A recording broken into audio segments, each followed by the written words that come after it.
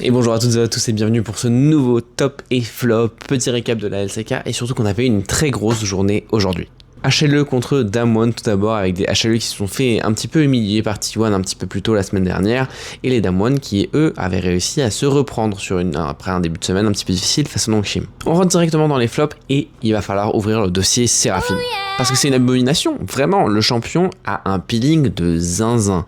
Dès les premiers niveaux, il arrive à full shield, il a du healing, en mid-game c'est absolument stratosphérique et plus tu avances dans la game, plus le game de Seraphine est ultra puissant. Bon et de fait, du coup, le plan de jeu Seraphine il a marché du côté des HLE, hein. Delight avec Aguma, ils ont réussi à assez bien snowball via le bot side, mais c'est surtout autour du mid-jungle que le plus gros s'est activé et on y repasse tout de suite. Parce que quelle performance magistrale du côté de Kanavi qui a été absolument dantesque. Une game 1 sur Jarvan pleine de maestria, où il est un petit peu dans tous les bons coups, il arrive à bien snowball aussi via sa mid lane, il a été très présent pour un Zeka qui lui aussi a été assez en vue au cours du BO, et grâce à son Jarvan, il a réussi assez rapidement à aller chercher les engages, aller chercher les all-in, bref, tout ce que c'est faire un Jarvan dans les premiers niveaux, hein, on le voit un petit peu dans toutes les autres games compétitives, là Kanavi, pareil, c'était ultra performant. Mais c'est en game numéro 2 où il s'est le plus illustré avec une game de Kha'Zix qui a été draft dans une composition assez squishy du côté des Damwon, il en a même parlé en interview, et franchement, il a été... Enfin, vraiment, j'ai pas les mots en fait. Du côté des flops au cours de ce BO, un petit point d'interrogation sur le blind pick Jayce. Alors, oui, il a encore un win rate relativement satisfaisant, mais au fur et à mesure, on voit que le champion se fait counter très violemment déjà en lane. Alors, Yorick, c'est un petit peu plus dur dans le milieu et le fin de partir pour beaucoup d'équipes, mais même Sion, pour le coup, c'est beaucoup plus efficace et ça marche toujours très bien.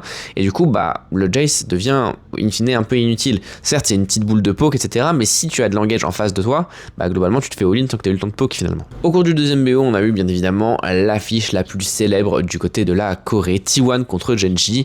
T1 qui avait réussi à bien se reprendre face à HLE et les Genji qui eux aussi n'avaient fait qu'une bouchée des Firex en toute fin de semaine dernière. Et pour le coup, les Genji ils n'ont fait aussi qu'une bouchée des T1 au cours de ce BO. Et on va passer directement du côté des tops et la performance globale du top side des Genji, mesdames et messieurs, ça a été du très lourd. On a un Kin qui a été très efficace dans son match-up direct, qui a bien puni un blind pick de Jayce en game numéro 1 par exemple. Canyon, très efficace également, il a globalement gap honneur, mais ça a été aussi bien aidé par une mid lane active. Du côté des flops, tout de suite, parlons de Doran justement qui se fait largement gap par Kin.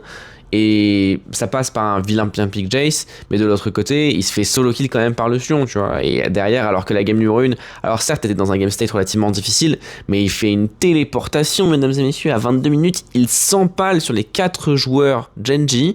Derrière, ça force le teamfight des T1 qui s'empale sur les Genji, et ça éclate la game, enfin bref. C'est tout pour aujourd'hui, moi c'est Fingin, si le contenu vous a plu, n'hésitez pas à vous abonner, et on se retrouve demain directement pour un nouveau top et flop. Tchuss!